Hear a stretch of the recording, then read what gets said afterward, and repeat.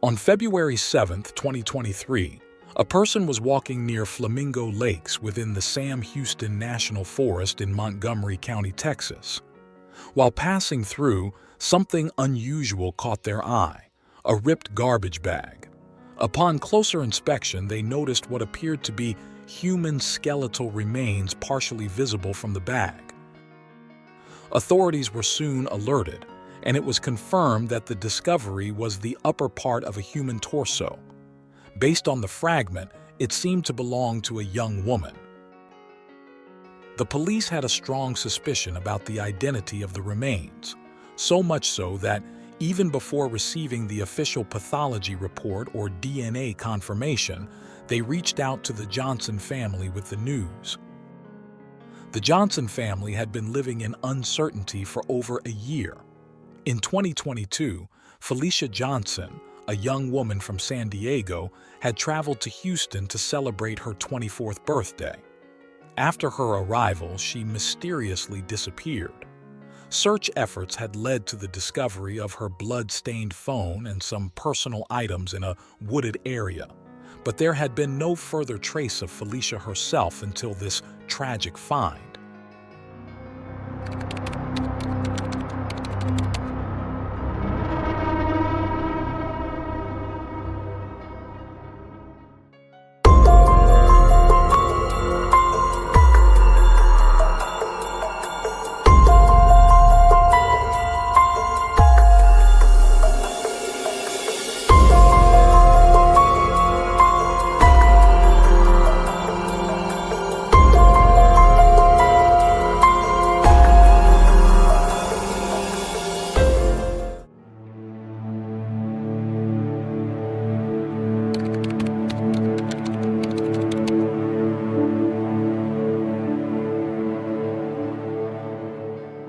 Felicia Johnson was the eldest of 3 children. After her parents' divorce, she and her siblings remained under the care of their father, Kevin. Struggling to manage the teenagers on his own, Kevin soon remarried a woman named Myra. Felicia, resembling her paternal grandmother both in looks and personality, was sweet, kind, and always smiling. From a young age, Felicia matured quickly. Her feminine figure attracted attention during her teenage years, and as she grew older, she realized she could potentially profit from her looks. Social media became her platform to showcase herself, and she meticulously maintained her appearance, always ensuring her face, hair, and body were picture perfect. She dreamt of a glamorous life and tried to embody the current beauty trends: long, wavy hair, defined eyebrows, and fluttery lashes. Felicia loved to dance and aspired to become a model.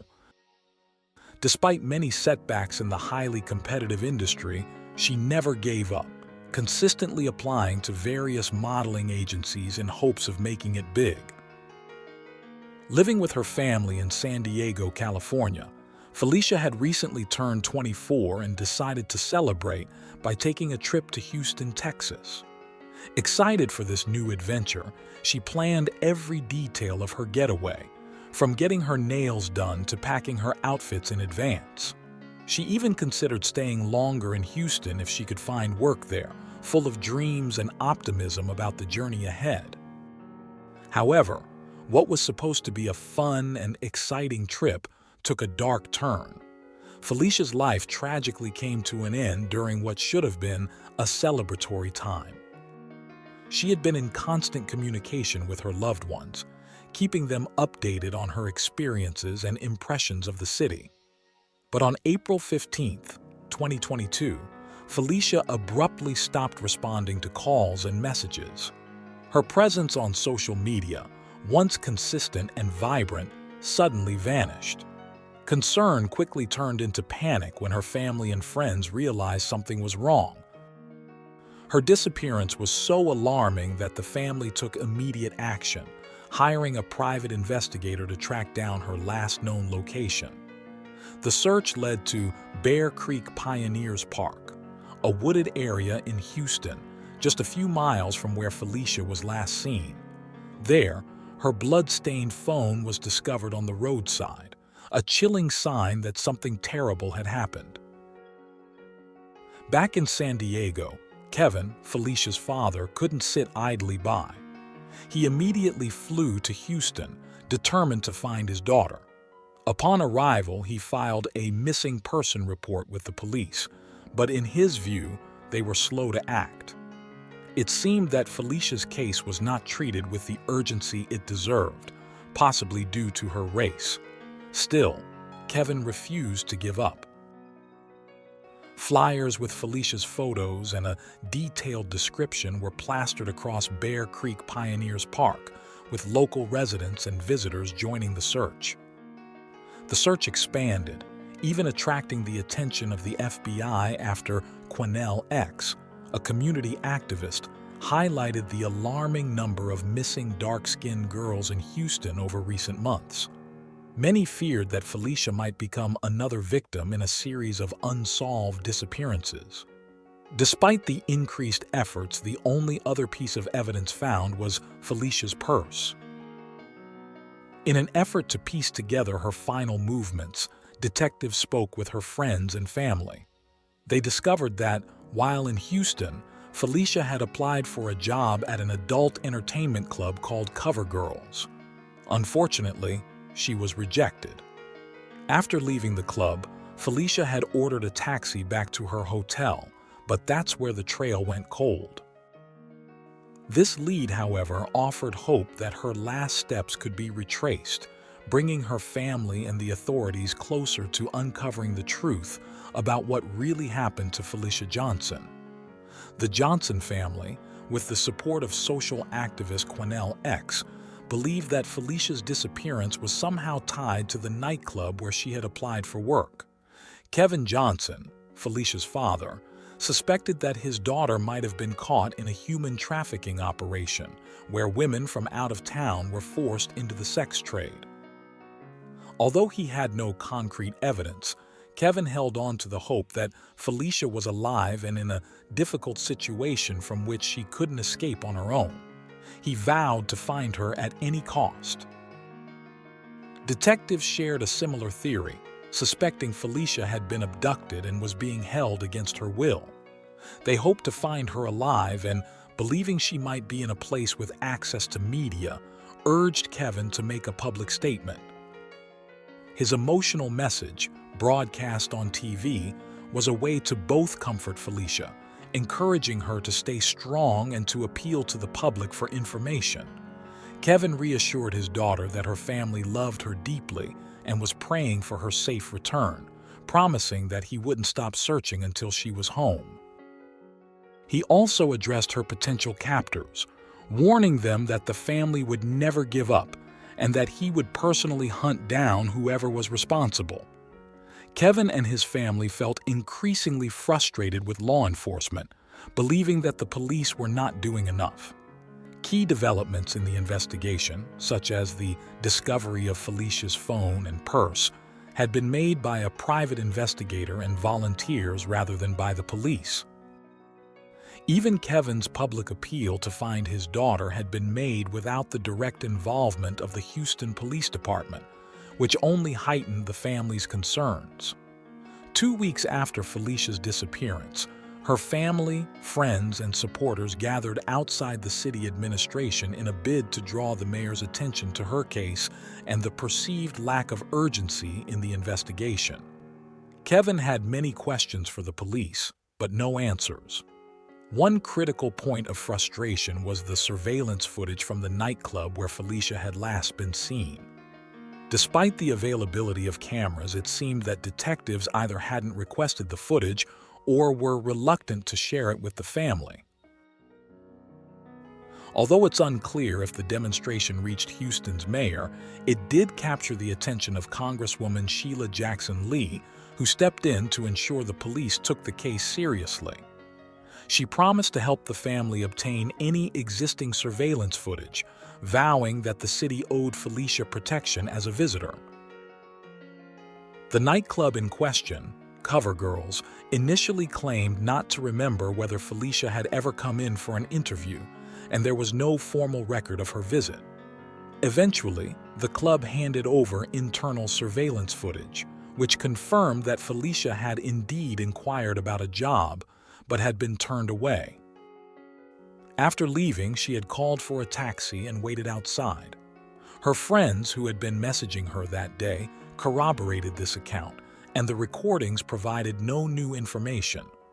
The family's suspicion of the club's involvement stemmed from poor communication between the authorities and Kevin, who wasn't being kept in the loop about the investigation's progress. After leaving the nightclub, Felicia returned to her hotel near the Houston Medical Center around 3 a.m. on April 16th. It was the last confirmed sighting of her. Investigators later discovered that after failing to secure the nightclub job, Felicia had called for a taxi, but the car was delayed. An unknown man then offered her a ride, which she eventually accepted. This man was later identified as Chukwuebuka Nwobodo, a 28-year-old man of Nigerian descent who had lived in Houston most of his life. He and Felicia exchanged contact information and continued to communicate on Snapchat, where they arranged to meet again the following morning. Their conversation revealed that Chukwuebuka had offered Felicia $500 in exchange for intimate services, to which she agreed.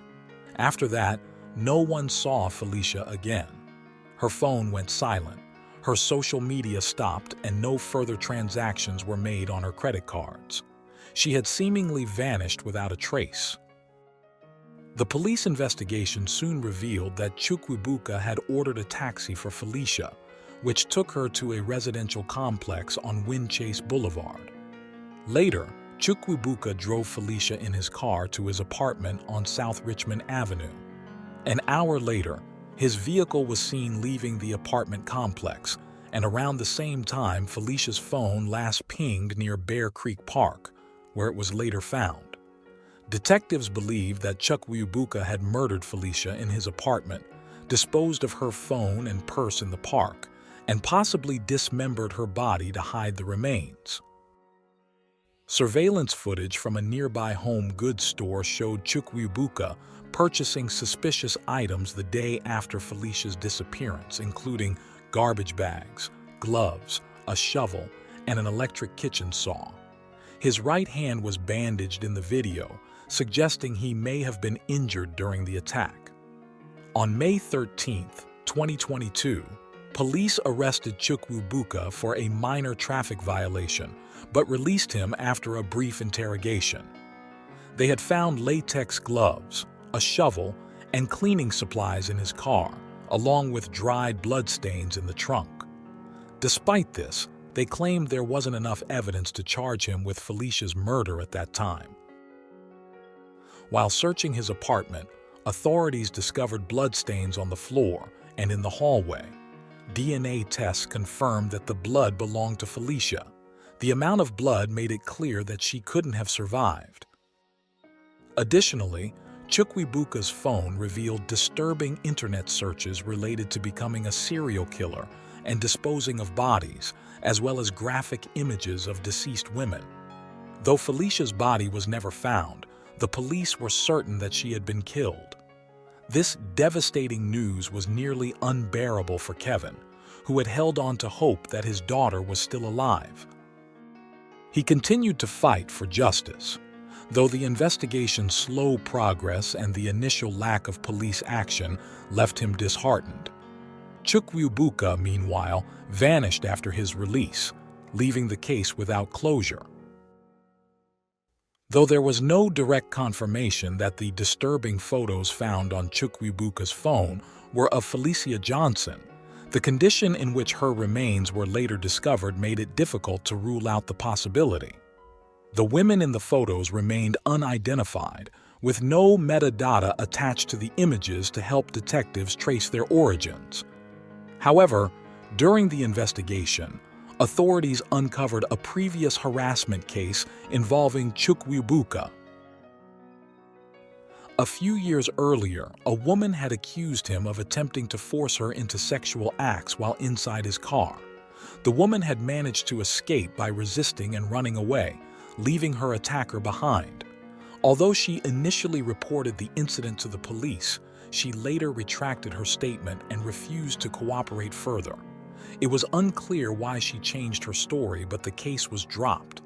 This incident, however, highlighted Chukwuebuka's past violent behavior toward women, raising serious concerns as he became the prime suspect in Felicia's case. The blood found in Chukwuebuka's apartment, along with the dismembered body photos on his phone, pointed to his involvement in Felicia's death. Tragically, by the time these pieces of evidence were discovered, Chukwuebuka had already been released by the authorities. If the investigation had been more coordinated, he would likely have been behind bars. Realizing their mistake, law enforcement quickly filed charges against Chukwuebuka in June 2022, accusing him of Felicia Johnson's murder and tampering with evidence. Unfortunately, he had already disappeared by then. The formal charges marked progress in the investigation, but shattered the Johnson family's hope of finding Felicia alive. They had clung to the belief that she might have been in a terrible situation but could still be rescued. The Johnson family, desperate for answers, offered a $5,000 reward for information leading to Chukwuebuka's arrest. Vigils were held in both San Diego and Bear Creek Park, where Felicia's phone had been found. Friends and loved ones gathered to remember the vibrant and witty young woman they had lost, hoping that her body would soon be recovered and laid to rest properly. For a year, the Johnson family lived in a painful limbo, not knowing where Felicia's remains were or what had happened to her. Finally, in February 2023, skeletal remains were found in Sam Houston National Forest, prompting detectives to believe they had found Felicia. While they waited for dental record confirmation, Kevin Johnson was informed that the remains likely belonged to his daughter. The police's certainty came from the location, the condition of the remains, and some personal items found with the body. For Kevin, this discovery, though heartbreaking, brought some closure. It was agonizing to wake up every day knowing his daughter wasn't alive, but even more unbearable was the thought that she hadn't been given a proper burial. Now, he could finally bring her home. The discovery of a body in the forest shocked the local community. The area, though wooded, was near residential homes, and the sight of forensic teams and police vehicles signaled that something terrible had occurred. People who regularly walked through the forest were horrified to learn that, just a few feet away, the remains of a girl who had been missing for a year had been hidden. Forensic examination confirmed that the remains belonged to Felicia, identified through dental records. However, only the upper portion of her torso was found, making it impossible to determine the exact cause of death. The rest of her body remained missing, leaving unanswered questions about what had happened and whether the remaining parts would ever be found. Despite these uncertainties, the discovery gave the Johnson family some peace. Kevin Johnson made a public statement, expressing relief that his daughter had finally come home to seek justice. He vowed to continue fighting for answers and justice, not only for Felicia, but also for other victims who had suffered at the hands of criminals like Chukwuebuka. Though physically and emotionally drained from months of anguish, Kevin remained steadfast in his pursuit of justice. Even with the discovery of Felicia's remains, Chukwuebuka was still at large. Law enforcement suspected he had committed other violent crimes and was potentially a threat to more women. Over the past year, Kevin had struggled with depression, anxiety, and post-traumatic stress, unable to sleep or come to terms with the reality of what had happened to his daughter. In a devastating reality, Chukwuebuka remains on the run to this day. He is considered extremely dangerous, and there is fear that he may have harmed other women.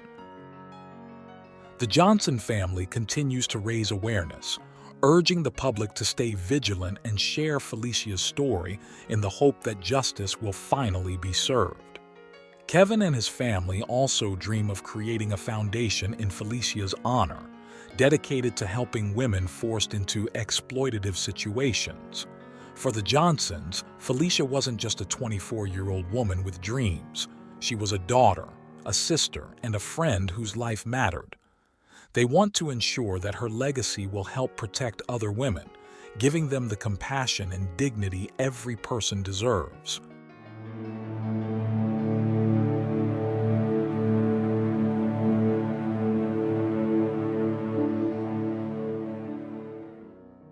Thanks for tuning in to Unreal True Crime.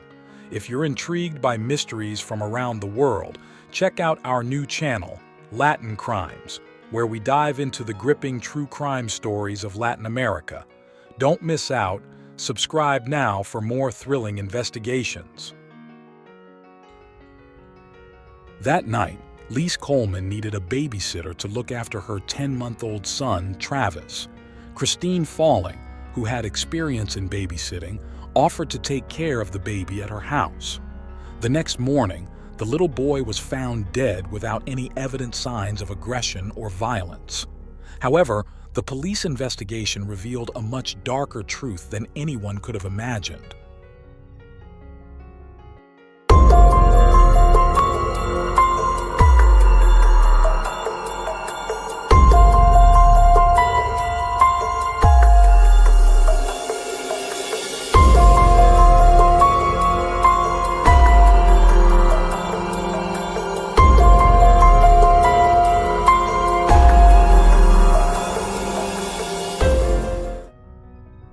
On March 12, 1963, Christine Falling was born in Perry, Florida, USA.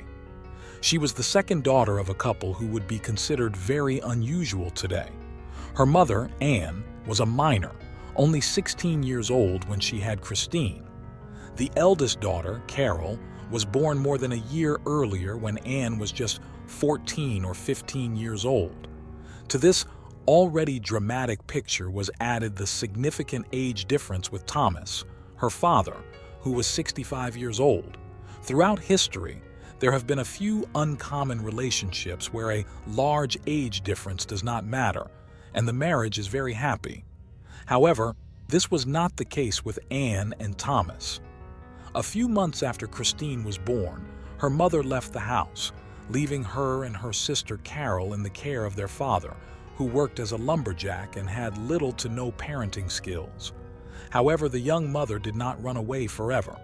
She returned home sometime later and was pregnant again. She had more kids over the next 2 years, naming them Michael and Earl.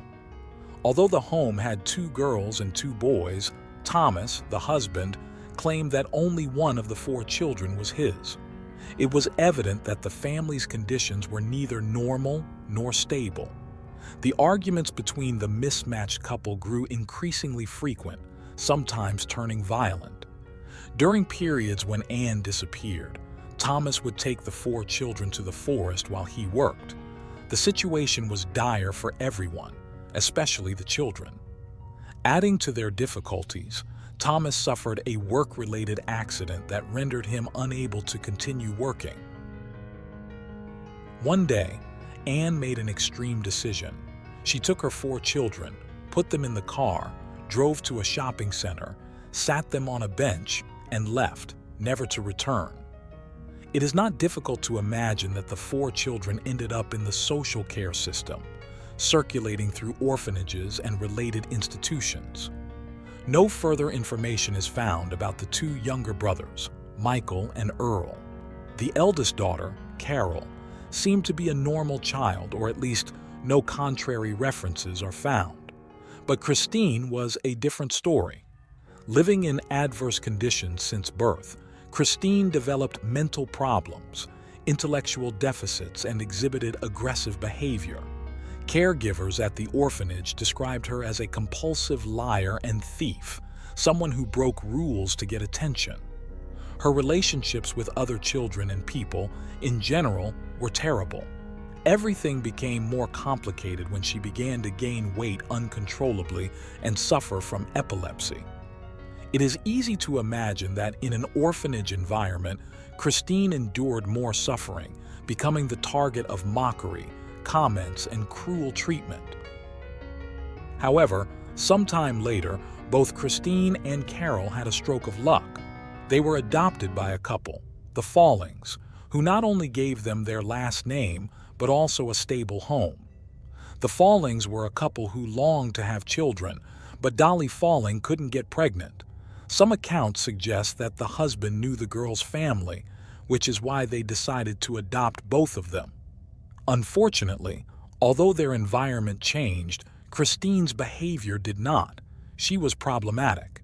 Her vocabulary and way of speaking were not consistent with her age. She had fits of rage, and she continued a habit she had started in the orphanage, tormenting cats in unimaginable ways. Sometimes she would throw them from great heights to see if it was true that they had 9 lives. She quickly discovered it was false but continued her experiments. Another factor that added tension to the situation was Christine's epilepsy.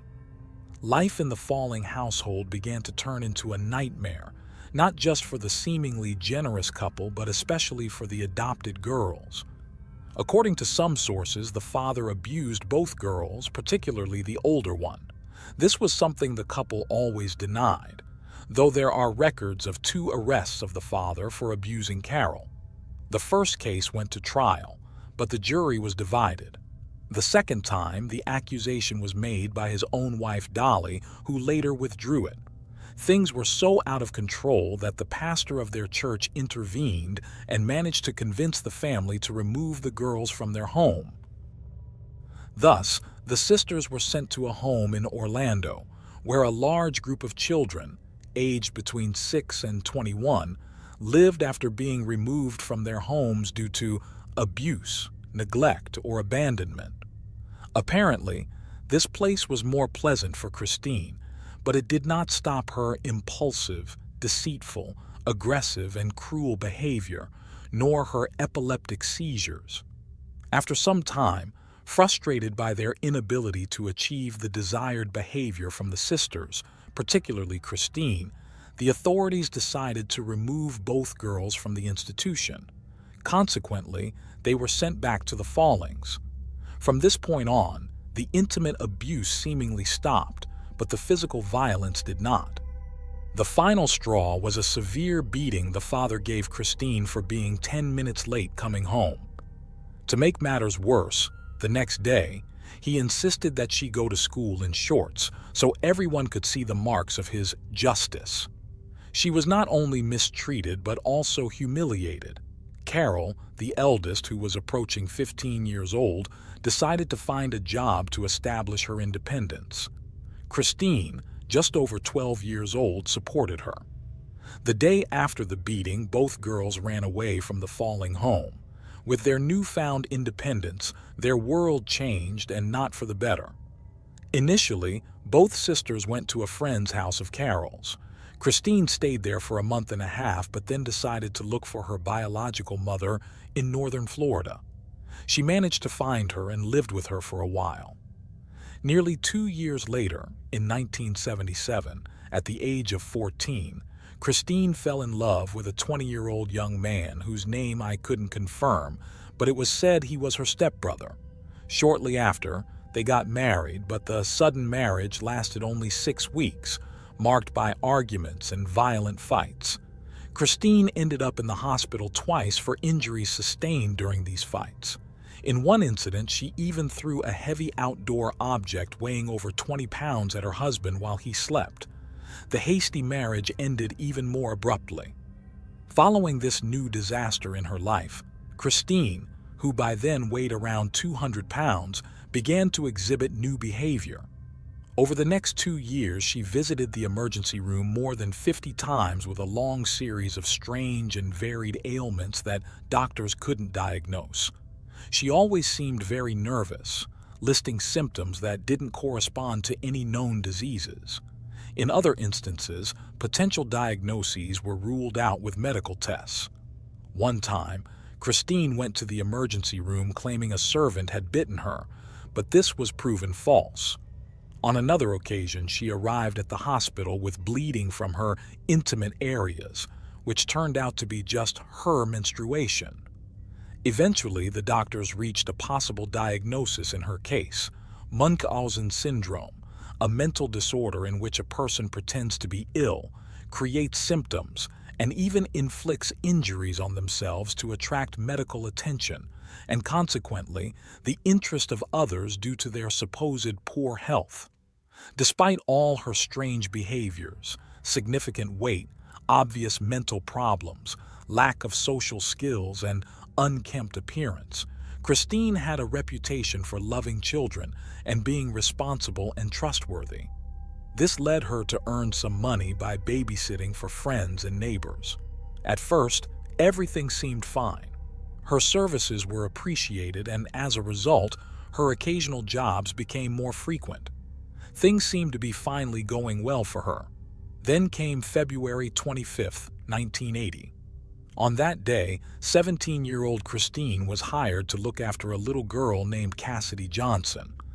The child was just 2 years old and at a very playful stage of her growth. Her loved ones called her Poncosito and enjoyed her antics. The girl's parents went out to work, collecting worms to sell as fishing bait. But that day, something went terribly wrong. 5 hours after being left alone with Cassidy Johnson, Christine was calling emergency services. She said the little girl had fainted and fallen from her crib. An ambulance was quickly dispatched to take the child to Tallahassee Hospital. The doctors did everything they could to revive Cassidy Johnson, but without success. One of the doctors noticed a strange bump on the child's head. Christine explained that she had lost consciousness and fallen from her crib. Cassidy Johnson was diagnosed with brain inflammation, possibly caused by an infection. Sadly, after being hospitalized for 2 days, she passed away. The Johnsons, the girl's parents, were utterly devastated, and Christine was also deeply saddened. All accounts agree that at least one of the doctors involved in Cassidy Johnson's case had doubts about the cause of the problem. In fact, he suggested that the police be notified of the possibility that there was more to the girl's death than an accident or brain inflammation. At this point in the story, accounts of what happened vary. Some sources claim that the doctor who wanted to notify the authorities was ignored by his colleagues, while others say the police were notified but did not act. It was also said that the doctor wrote a note for the police, but it never reached its destination. Finally, other reports claim that the police did indeed summon the young babysitter.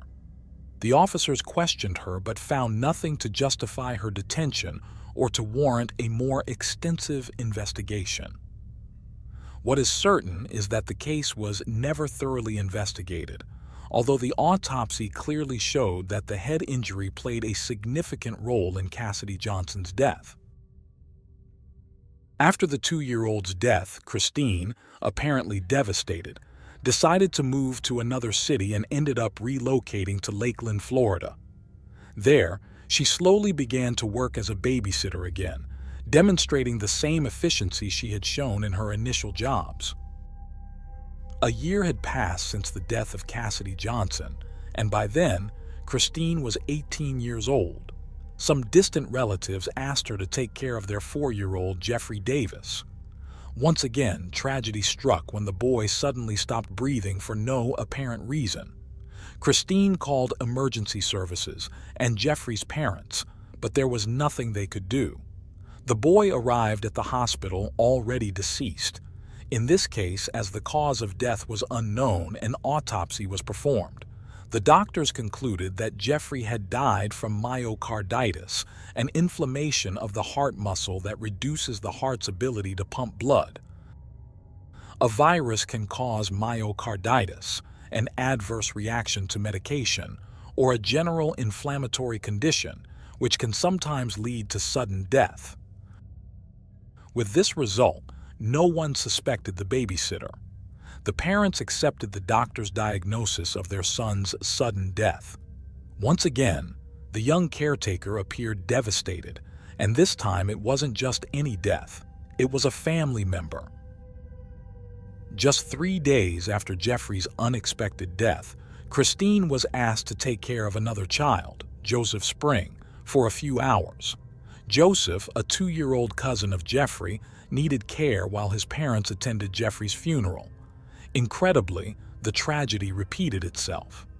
A few hours after leaving Joseph with Christine, the child was dead. Christine claimed she had left the boy sleeping and then heard a scream. When she ran to see what had happened, she found Joseph dead. The health professionals who examined Joseph's body concluded that both Jeffrey and Joseph had died from the same cause, myocarditis caused by an infection. Although no one had concrete evidence or real arguments, rumors began to circulate in the town about the string of coincidences surrounding Christine's babysitting jobs. Even Christine herself started saying that a curse seemed to follow her, bringing death to the children she cared for. The babysitter appeared deeply affected, and everyone knew she had some mental disabilities, but no one really believed she was capable of murdering the children. Consequently, as suddenly as they started, the rumors began to die down. Voices of consolation emerged for young Christine, telling her to calm down and that it was all a series of unfortunate events. Christine gained even more sympathy when she was hospitalized with a viral infection in her digestive system. But this brought a new question. Had she infected the children she was caring for with a virus that proved fatal for them? But very soon, Christine was cleared of the initial suspicions when the doctors found no connection between the virus she had contracted and the one that caused the children's myocarditis. The general conclusion was that bad luck was solely responsible for the deaths. Consequently, Christine was seen almost as a victim. Besides being physically unattractive and mentally underdeveloped, she seemed to be followed by misfortune. Those who knew Christine defended her passionately. They couldn't conceive that she could be responsible for the children's deaths or even capable of harming a child in any way. Additionally, at that time, infant mortality was relatively common in impoverished areas of the cities.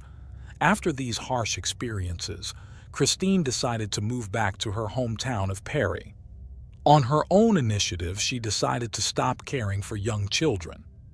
With that decision made, she took the necessary steps to get certified and registered to care for the elderly. Soon, she began working for William Swindle, a 77-year-old man diagnosed with terminal cancer. William lived alone and needed someone to help with household tasks, shopping, cooking, organizing the house, assisting with his needs, and keeping him company. However, the new caregiver didn't even get the chance to prove she could care for the elderly, because on her first day, William passed away. As in so many previous instances, Christine called emergency services, who found the man unconscious on the kitchen floor. He was rushed to the hospital, but he was declared dead upon arrival. Although no autopsy was apparently performed, the cause of death was listed as a massive heart attack. A week later, in the midst of a hot summer, Christine decided to go out with her stepsister Betty Jean Daniels, who was 19 years old. It was July 14, 1981. Christine accompanied Betty to a vaccination center so that Betty's baby, Jennifer Daniels, could receive her immunizations. On the way home, Betty stopped at a store to buy some diapers and left Christine in the car with the 8-month-old baby.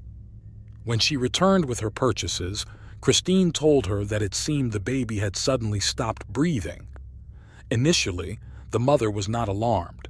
She said that sometimes babies breathe so softly that it's barely noticeable.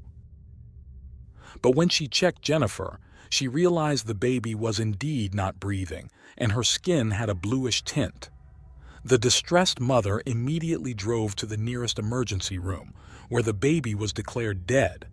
It was thought to be a case of sudden infant death syndrome, or a rare reaction to the vaccines received.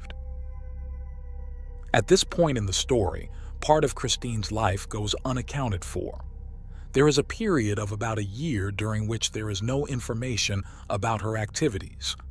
The next reference takes us to July 2, 1982, when Liz Coleman asked Christine to babysit her 10-week-old son, Travis Coleman. It should be noted that other sources claim the baby was 10 months old. Apparently, Travis had been very sick with pneumonia but had recovered. Since he was now perfectly healthy, his parents wanted to go out that night to celebrate the end of that stressful chapter. At that time, Christine was living with her boyfriend, Robert Johnson, in a trailer. She told Mrs. Coleman to bring the baby to her trailer and pick him up the next morning, assuring her she would gladly take care of him for the night. Sadly, as you might imagine, when Liz arrived the next morning to pick up Travis, the baby was dead. Christine appeared shocked and claimed that the last time she saw him alive was at 3 a.m. when she changed his diaper and gave him his prescribed medicine. She said that, at that moment, the baby was fine and soon fell asleep again. Authorities were called, and an autopsy was conducted to determine the cause of death. Initially, it was thought to be a new respiratory problem or a relapse of the pneumonia he had suffered. However, during the post-mortem examination, specialists found internal injuries consistent with mechanical asphyxiation. Meanwhile, Christine was interviewed by a local news outlet about Travis's death. She stated that she had experienced the deaths of 5 children, and although she didn't know what was happening, it was enough to scare her. Travis was Christine's last victim. The medical personnel notified the police that the baby's death was intentional. The police immediately arrested Christine, who soon became known as the babysitter killer. Christine was subjected to police interrogations and evaluated by psychiatric specialists. It wasn't long before the 19-year-old confessed. Christine claimed she heard voices in her head telling her, kill the baby," which wouldn't stop until she did it. She also gave some personal reasons for committing the murders. Her account was both sad and chilling. Referring to her first victim, Cassidy Johnson, Christine said they had been playing outside, and the girl was very agitated. When it was 8 o'clock and the child wouldn't calm down, she suffocated her until she stopped breathing and turned purple. Her heart had stopped, her pulse was gone, and she wasn't breathing. Christine tried to resuscitate her but couldn't. Regarding the case of Jennifer, Christine explained that the little girl was constantly crying, which drove her crazy, so she put her hands around her neck and squeezed until she stopped. About what happened with Travis, Christine said the baby was sleeping and she just smothered him for no reason. She continued to give gruesome details, telling authorities that she copied the method from something she saw on television, but added her own touches. She described it as an easy and simple method. After adding that she killed them without knowing why, she explained that she would place a blanket over their mouth and nose and press until they stopped moving, ensuring no one could hear them scream. When she learned she could be sentenced to death in the electric chair, Christine pleaded guilty to the 3 described murders. She claimed she had nothing to do with the others. Authorities were confident that the other 3 victims were also killed by her, but by then, it would have been very difficult to prove, so they decided to leave it at that.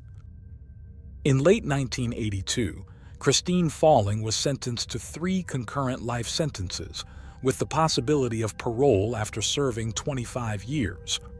3 years after entering prison, Christine also confessed to the murder of William Swindle, the 77-year-old patient who lived only a few hours after being placed in her care.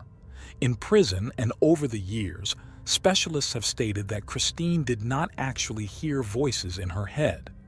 Behind bars, she returned to her old habit of claiming to suffer from numerous and strange illnesses, frequently visiting the doctor.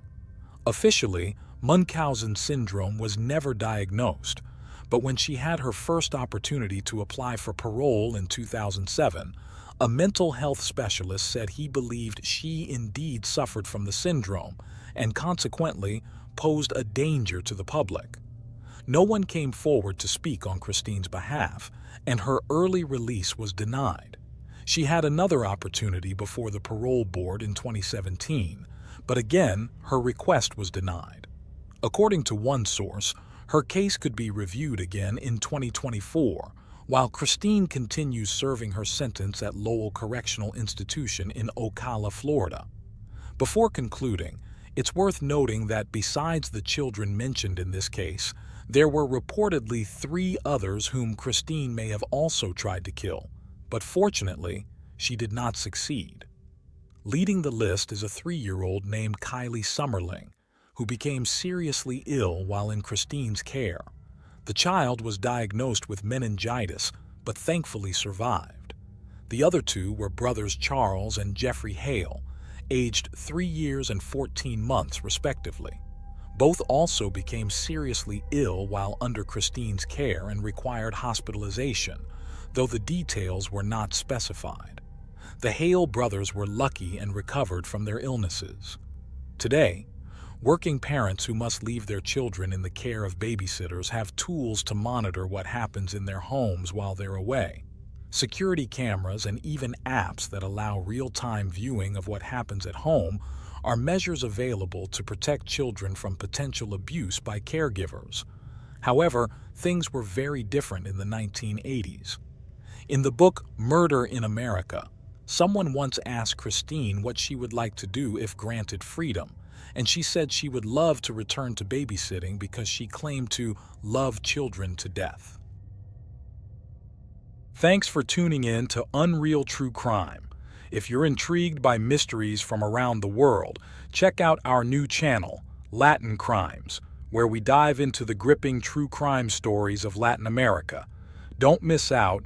Subscribe now for more thrilling investigations. On the afternoon of April 23, 2006, a tragic scene was uncovered in a quiet home. Mark Richardson, age 42, and his wife Deborah, age 48, were found deceased in their basement. Upstairs, their 8-year-old son, Tyler Jacob, was also found lifeless. Alarmingly, the couple's 12-year-old daughter, Jasmine, was not found at the scene, sparking immediate fears for her safety.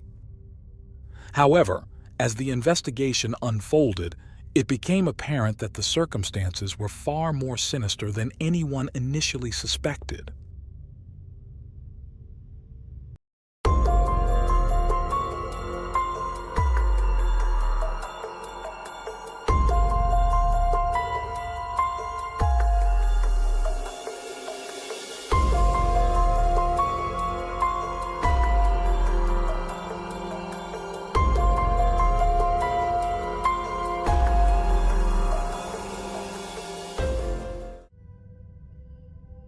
Today's story is set in Medicine Hat, a small city about 200 miles southeast of Calgary, known as Canada's sunniest spot.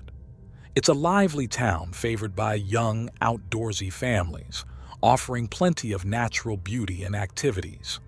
The Richardson family enjoyed all the perks of life here. Deborah and Mark Richardson, along with their children, 8-year-old Tyler and 12-year-old Jasmine, represented a typical family unit. Deborah and Mark originally met in 1990 at a gym in Ontario where they both attended classes, including one for substance abuse recovery. They had conquered their past addictions by the time they met, and after moving to Medicine Hat, they started their family with Jasmine, followed by Tyler 4 years later. Their life in Medicine Hat was peaceful. Their home was modest, and both children were thriving and healthy. Jasmine, especially, was doing well in school and was known as an honor student at just 11 years old. She was cheerful, pretty, and had a contagious smile, much like her mother. However, as Jasmine entered her teenage years, her personality began to shift, a common scenario for many teens. Although she started this phase as a happy, church-going student, her demeanor changed dramatically when she discovered the internet. While she continued to be bubbly and friendly in person, online she adopted a completely different persona. Jasmine became active on social media platforms like MySpace, where her profile gradually shifted from light and girly to a darker, gothic theme. She also joined Vampire Freaks, a site aimed at connecting those interested in goth, punk, and emo subcultures.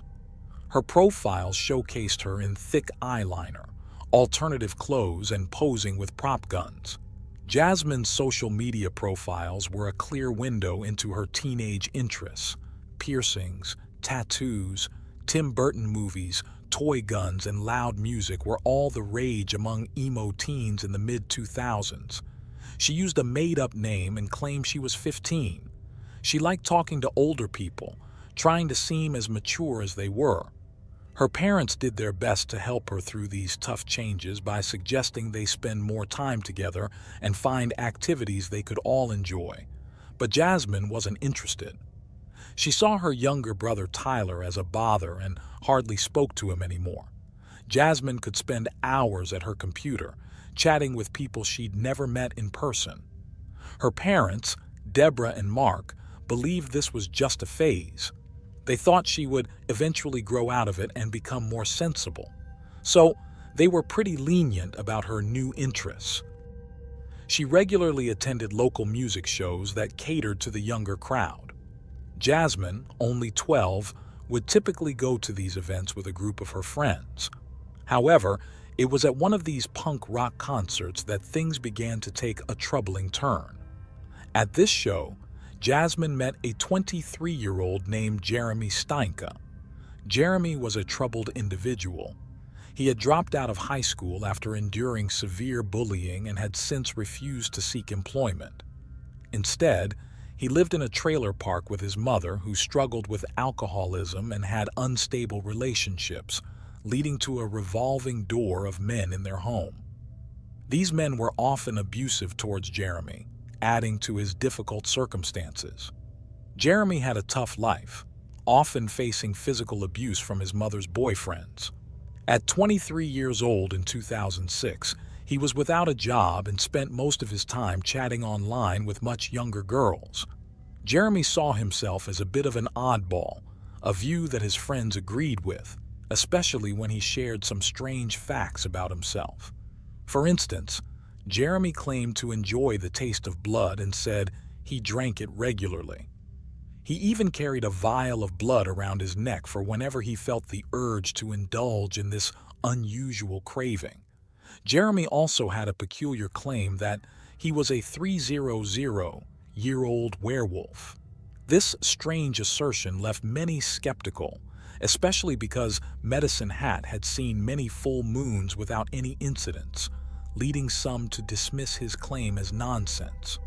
Jasmine first encountered Jeremy at a local punk rock concert where she falsely told him she was 15, though she was really just 12 years old.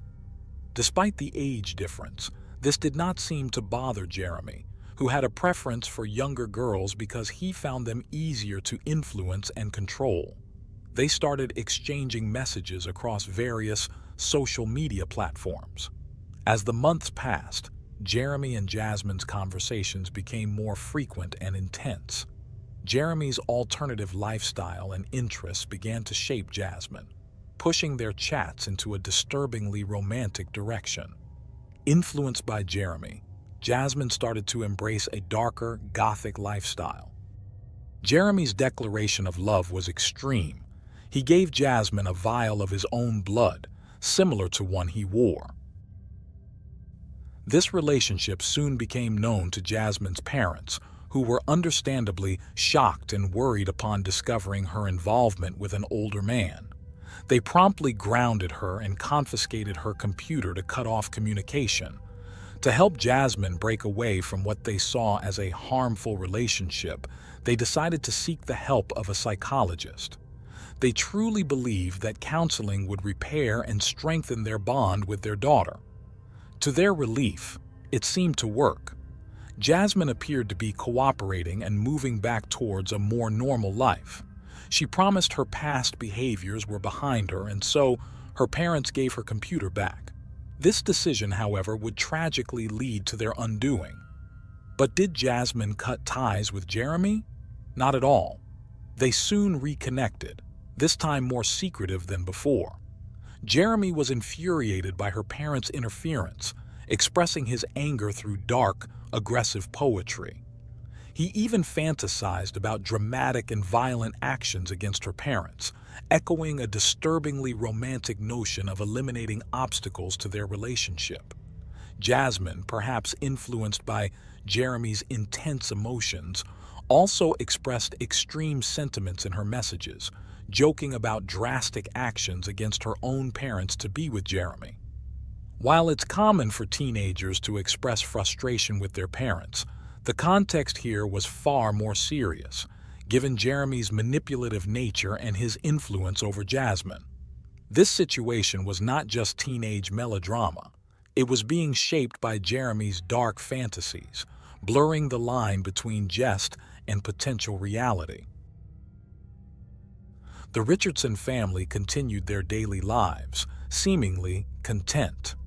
Mark and Deborah were relieved to see their daughter Jasmine showing signs of improvement, and their son Tyler was enjoying his carefree childhood as a cheerful 8-year-old.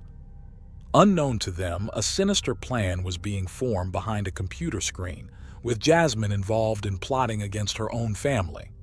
Jasmine often complained to her friends about how much her parents annoyed her, expressing a desire to end their lives, but nobody took her seriously. On the night of Saturday, April 22, 2006, as Mrs. Richardson was getting ready for bed, she heard a noise in the basement and thought it might be rats. She went downstairs to check, flipped on the light, and to her shock, saw a person in a ski mask standing there. She screamed in fright, and the masked person rushed at her, trying to silence her. Despite his efforts, Deborah fought back, screaming even louder. The attacker then stabbed her repeatedly with a knife.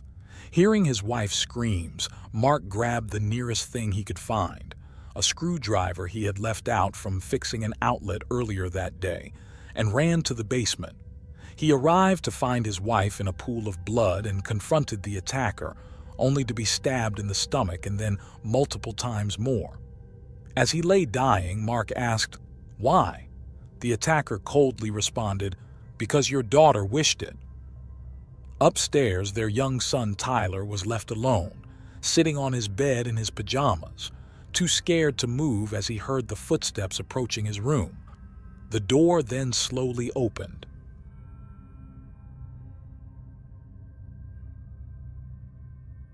The next day, on a calm Sunday, April 23, 2006, the neighborhood was quiet, with families engaged in their usual weekend activities.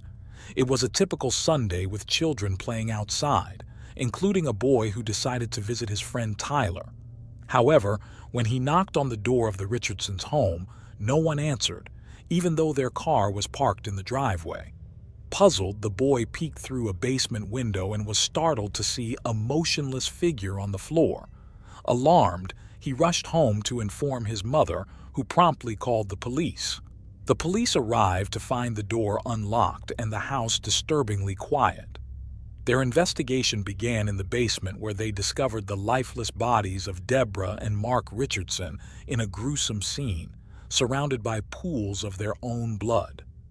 Deborah had been stabbed 12 times in the chest, and Mark had suffered 24 wounds to his chest and back. The tragedy extended further as the police found Tyler's body in his bedroom, surrounded by blood-soaked toys, with multiple stab wounds and his throat cut. As the officers surveyed the scene, family photos hinted at a missing member, Jasmine. Initially, it seemed like a brutal home invasion, possibly involving Jasmine's abduction. An Amber Alert was issued for the missing girl as police started to investigate, beginning with her school and friends. A shocking discovery came when they accessed Jasmine's school locker. Among her belongings, they found a disturbing stick figure drawing depicting a family walk that ends in horror. The sketch showed one family member retrieving gasoline from a truck, dousing the others and setting them on fire. This grim drawing suggested a very different narrative from an abduction, hinting at Jasmine's involvement in the tragedy. When authorities found the chilling drawing in Jasmine's locker, they began to view her disappearance with suspicion, suspecting that she might be involved in her family's murder. Prompted by Jasmine's friends who revealed Jeremy's affection for Jasmine and disturbing remarks about harming her parents, police quickly started looking also for Jeremy. These leads, coupled with a slew of digital evidence from messages, emails, and chat logs, helped investigators piece together a grim motive. Soon, the story of the suspected killer couple was making headlines, shocking and horrifying the Medicine Hat community. Detectives turned to the media to help find Jasmine, hoping she would make contact or that someone would provide information that could lead to her. Due to her age, Canadian law prohibited the media from publishing Jasmine's real name, so news agencies started referring to her simply as JR.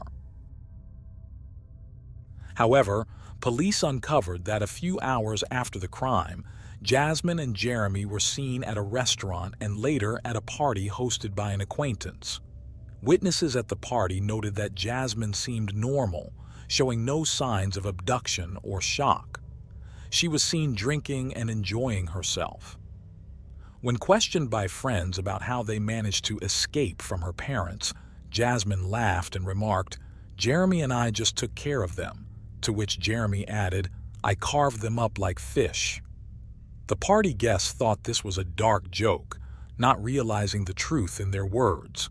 Their infamy led to their downfall. Within 24 hours of the murders, they were spotted in the community of Leader, Saskatchewan, about 100 miles from Medicine Hat. Police found them sleeping in a pickup truck and arrested them without resistance. Despite their arrest, Jasmine and Jeremy seemed indifferent, showing more annoyance than remorse. During interrogation, their apparent unity crumbled. Jeremy confessed that Jasmine had implored him to eliminate her parents, promising to do anything for her. In turn, Jasmine pinned the blame solely on Jeremy, claiming her previous talks of killing her family were just jokes and she never intended any real harm. However, Jeremy's version aligned more convincingly with the extensive digital evidence, suggesting that both had actively participated in the planning and execution of the crime. The burning question was, what exactly was their plan? On the night of April 22nd, Jasmine stealthily let Jeremy into her house. She then went upstairs as Jeremy headed to the basement. There, he confronted Deborah and brutally attacked her with a folding knife. The noise woke Mark, who rushed to help his wife, only to find himself in a deadly struggle. Mark dashed towards the basement upon hearing a disturbance, only to discover his wife on the floor with a masked man looming over her. A struggle ensued as Mark attempted to wrestle the knife away from the intruder, but tragically, he was overpowered and sustained multiple stab wounds to his chest and back.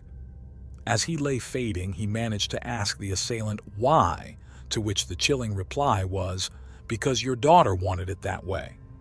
Mark succumbed to his injuries shortly thereafter.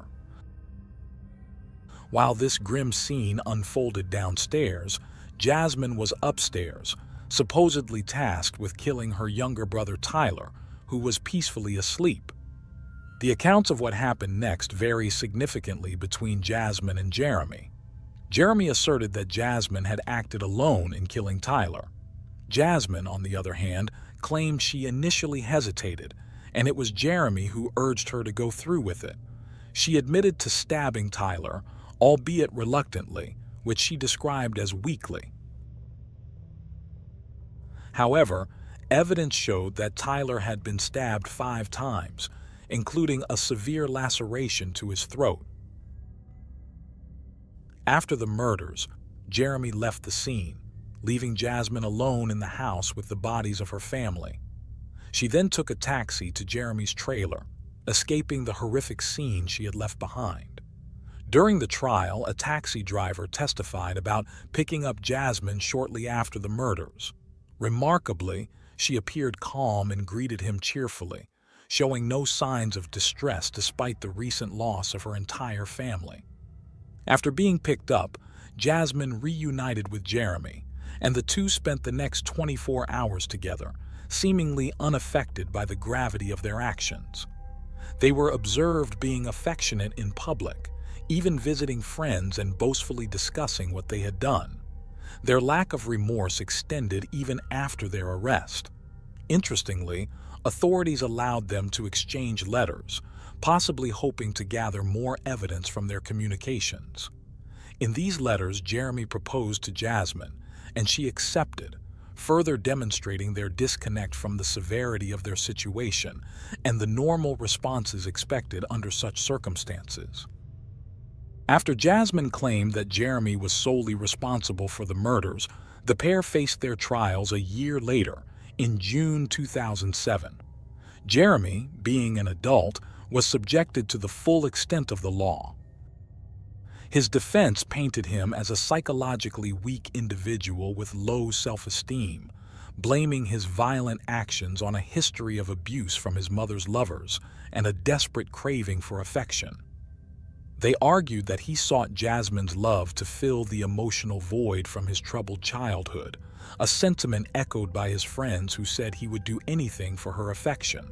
Nonetheless, such explanations did not excuse the heinous nature of his crimes, and Jeremy was sentenced to 3 life terms, with a possibility of parole after 25 years. Jasmine, referred to as JR in court due to her age, was also found guilty of murdering her family. The digital evidence and her behavior before and after the murders painted a clear picture of her involvement. Her lack of remorse was striking, especially when she was observed smiling while recounting the events of her family's deaths during her testimony. However, because she was a minor at the time of the crimes, the harshest sentence she could receive under Canadian law was 10 years, which included psychiatric care and monitored living in a community setting rather than traditional incarceration. This lighter sentence reflects the complexities of dealing with young offenders, even those involved in grave crimes. During her incarceration, Jasmine was often cited as a model of successful rehabilitation. Through therapy and severing ties with Jeremy, she began to show genuine remorse for her actions, convincing the authorities responsible for her rehabilitation that she was unlikely to reoffend.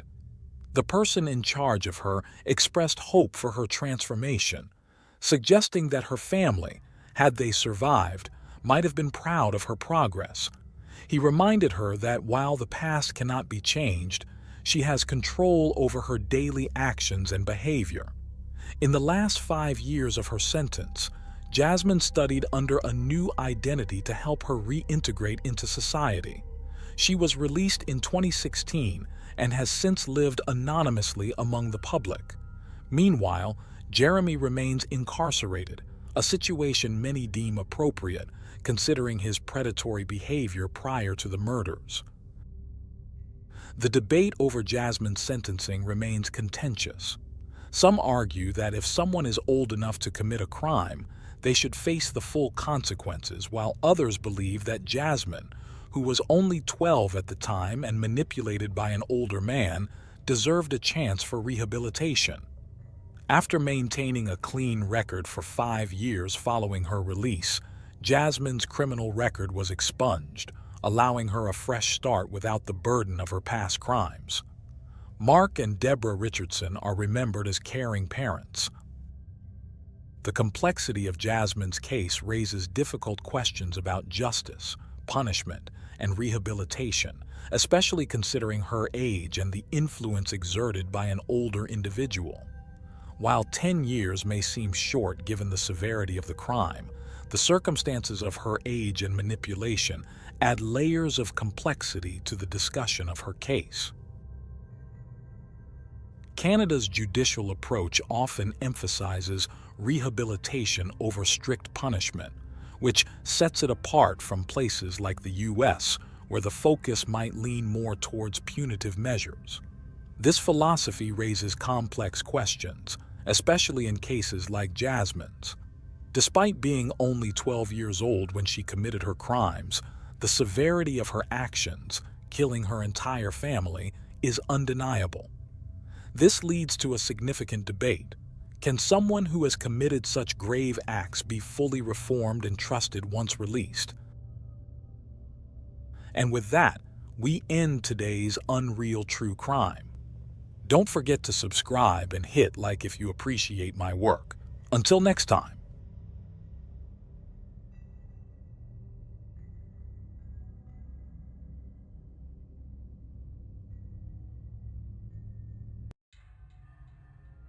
In the early hours of July 16, 2010, in the usually quiet town of Pico Truncado, a shocking event occurred.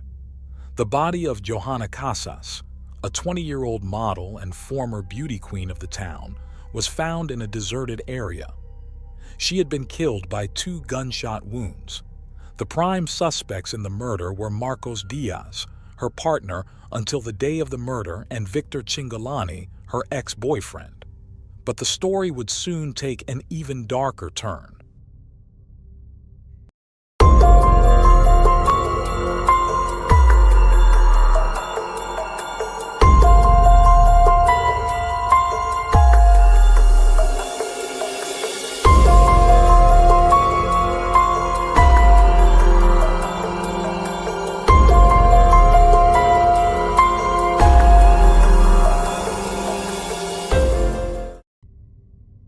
Johanna Casas was born in Pico Truncado, a small town in the northern part of Santa Cruz province in Argentina. The town got its name from a nearby hill with a flat top. From there, you can see the oil wells, which are the main industry in the area. Though her exact birth date isn't officially recorded, family social media posts and news reports suggest she was born on July 19, 1990. Johanna wasn't the only baby to arrive that day. 15 minutes after she was born, her twin sister Edith was born. They are the oldest daughters of Marcelina del Carmen Orellana and Valentin Casas, who also had another child. Valentin, a police officer, eventually split from Marcelina, but he stayed very involved in his kids' lives. The twins looked incredibly alike. They had the same face, build, and even sounded similar. They even shared part of their names, as their parents named the younger twin Edith Johanna. They were so similar that their mom would sometimes mix them up, even changing the same baby's diaper twice. The sisters shared a special twin bond. Edith once said that they could feel when something was happening to the other. For instance, when Edith was 11, she had an accident while with her mom in another city nearby. She was in a coma for a few days, and when she woke up, she kept asking for Johanna. Valentin told her that Johanna, who was with him back in their hometown, felt like Edith was calling her. As they grew up, the twins became beautiful young women with very different personalities.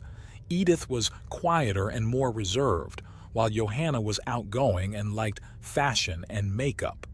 This interest in fashion led Johanna to start a modeling career.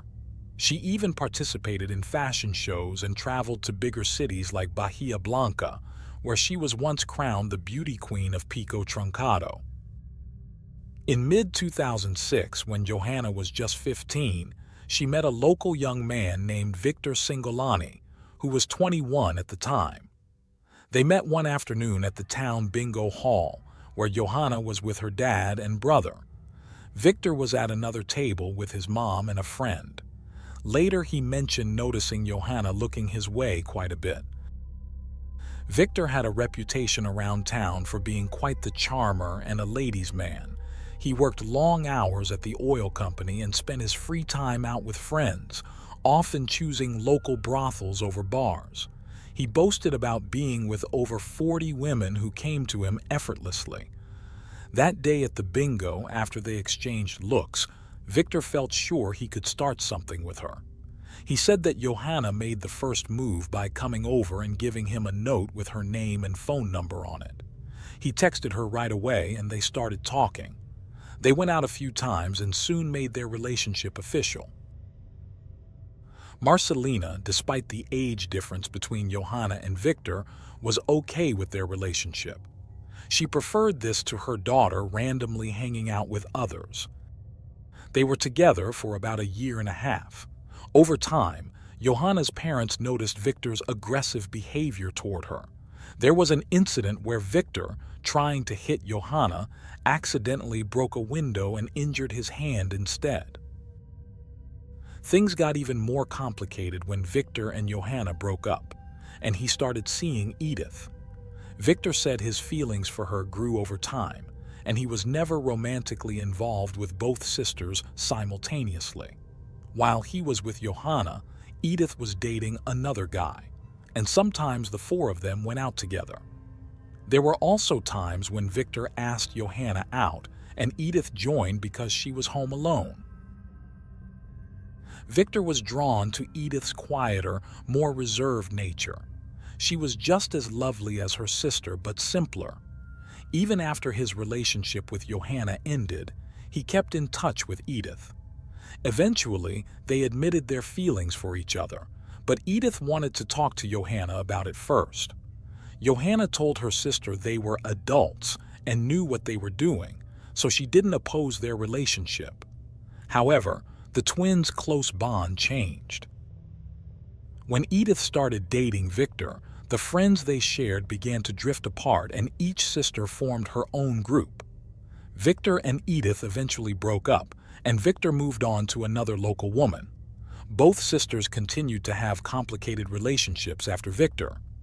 When Victor ended another relationship 2 years later, he reached out to Johanna again. She was with someone else at the time, but quickly ended that relationship to get back with Victor. This reunion was brief, ending after 2 months because Johanna wanted children, which Victor did not. Afterward, Johanna started seeing a man named Marcos Diaz, who was disliked by her parents. The Diaz family was surrounded by rumors, including a serious allegation that one of Marcos's brothers had killed his own child. Marcos had a violent reputation and was possessive and controlling. He was overly jealous, constantly messaging Johanna and not allowing her to go out alone. Despite these red flags, they moved in together after just 6 months of dating. During this period, Victor rekindled his relationship with Edith, admitting he had never gotten over their breakup. This back and forth between the sisters would culminate in a series of dramatic, tragic, and scandalous events. On July 15, 2010, 4 days before their 19th birthday, Johanna went out partying with Marcos until about 3 in the morning. She was last seen alive as they left the party venue together. Early the next morning, a local dog walker discovered Johanna's lifeless body in an open field about 3 miles from the town center. The area, known as the forest belt of Pico Truncado, soon became the focus of intense police activity as news spread that one of the Casas twins had died. The autopsy later revealed that Johanna had been shot at close range in the heart and between the second and third ribs. Within hours of the discovery, police arrested Victor and Marcos as the main suspects in the crime, given their relationships with the victim. Investigators suspected that the murder was a planned act by both men, theorizing that Johanna wanted to end her relationship with Marcos, and the men decided that if she would not be with them, then she would not be with anyone. Marcos was released a week later due to a lack of evidence, despite having been the last person seen with Johanna the night before. Shortly after, authorities found DNA on a cigarette butt at the scene where Johanna was killed. Unfortunately, by that time, Marcos had fled, and it would be over 6 months before he was captured and subsequently placed in pre-trial detention. Meanwhile, Victor remained in custody, charged with the murder of his ex-girlfriend. However, he consistently maintained his innocence. According to his statements on the morning of July 16th, he had been at the casino and then at a friend's house until 6 a.m. Surprisingly, his arrest and subsequent charges did not completely sever his relationship with Edith. Victor later recounted that on his first night in prison, He asked for a phone to call Edith and tell her he had nothing to do with her sister's death. He also wanted to express his longing to see her again. However, Edith hung up as soon as she recognized his voice, then changed her number, and he was unable to contact her again. Victor, trying to see Edith again, asked to be taken to the hospital, claiming he had a headache. On the way, he saw Edith walking hand in hand with another man, suggesting their intense relationship had ended. Edith later shared that she was going through a tough time. She was mourning her twin, the closest person to her, and dealing with her own inner turmoil. She felt ignored and over-medicated. 2 years after Johanna's death, in mid-2012, Victor stood trial for her murder, facing charges that painted him as abusive and controlling. The prosecution's case was built on 3 main pieces of evidence. The first was the paraffin test, done on Victor's hands right after his arrest, which detected gunpowder. The second was evidence from tracking dogs that placed him at the crime scene. Lastly, Victor's alibi failed as he couldn't confirm his whereabouts during the crime. Victor's lawyer pushed back, asking the higher court to throw out the evidence due to severe investigative errors, including a supposed audio recording of the judge of the case acknowledging mistakes by the inexperienced local police. Despite these challenges, the trial began on June 18, 2012. The prosecutor sought a 20-year sentence due to the alleged use of a firearm, while another suggested 15 years, and Victor's defense argued for his complete acquittal. Victor decided not to testify. The courtroom heard from various witnesses. Johanna's father accused Victor of past violent behaviors and threats towards his daughter, recounting a time he overheard Victor on a speakerphone call threatening Johanna. A woman who lived near the crime scene mentioned her son was the only one home that night and noted the delayed police response. The person who found Johanna testified that he saw no blood at the scene. Another witness spoke about Victor's complicated relationships with the twins, suggesting he saw Edith as a substitute for Johanna. Edith herself took the stand, having attended every day of the trial wearing a t-shirt demanding justice for her sister. She testified that Victor was physically abusive towards both her and Johanna, and claimed that he had coerced them into intimate relations. Finally, she stated that she believed Victor had played a role in Johanna's death, calling him a psychopath. The hearings concluded, and on June 27, 2012, Victor was sentenced to 13 years in prison for simple homicide. However, the controversy surrounding the case was far from over. Despite his conviction for Johanna's murder and the serious allegations against him, Edith later shocked everyone by announcing that she was back in a relationship with Victor. It remained unclear how this reconciled relationship came about, but at some point, Edith became convinced of Victor's innocence and believed that the real perpetrator of the crime against her twin sister was Marcos, who was in pre-trial detention awaiting his trial. When asked about her sworn testimony, Edith claimed she had been pressured by her parents to make those accusations. Regarding the evidence presented by the prosecution, Edith sided with the defense. Just as Victor's lawyer had argued during the trial, there was never any conclusive evidence placing Victor at the crime scene.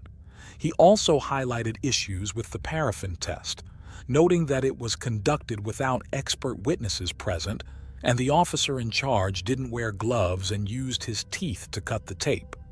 Furthermore, Victor was found to have the highest concentration of gunpowder on his right hand.